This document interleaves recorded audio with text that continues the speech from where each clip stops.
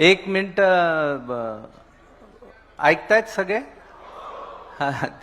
तो मगाशी नानाजींनी उल्लेख केला त्या कोविड काळातल्या व्हेंटिलेटरवरच्या माणसाचा, त्यावरून एक प्रसंग आठवला आणि तो तुमच्याशी शेअर करावा असं वाटलं की मला एका आमदाराचा त्या काळामध्ये फोन आला आणि ते म्हणाले की अरे तुमच्या नाम फाउंडेशनच्या वतीनं तुम्ही मशिनरी देता आणि लोकसहभागातनं ते डिझेल भरता, तर आता सध्या लोकांची परिस्थिती इतकी चांगली नाहीये, त्यामुळे माझ्या मतदारसंघामधले लोक काही पैसे देऊ शकत नाही.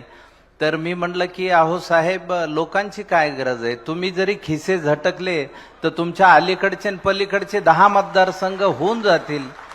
तर ते म्हणले तुम्ही कुठेही विनोद करता बुवा.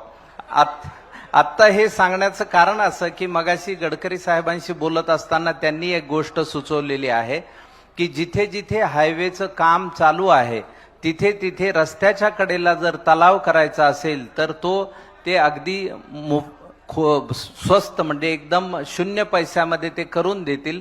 आणि नाम फाउंडेशन आता जागोजागी ती जागा शोधून आपल्याला आवर्जून कळवतील. त्यावेळी ते दुहेरी मिळून काम चांगलं होईल याची खात्री वाटते. म्हणून गडकरी साहेबांचे मनापासून आभार. शिकूया AI ची क्रांती. चला करूया MSCIT. आजच नजीकच्या MSCIT केंद्रात आपला प्रवेश निश्चित करा.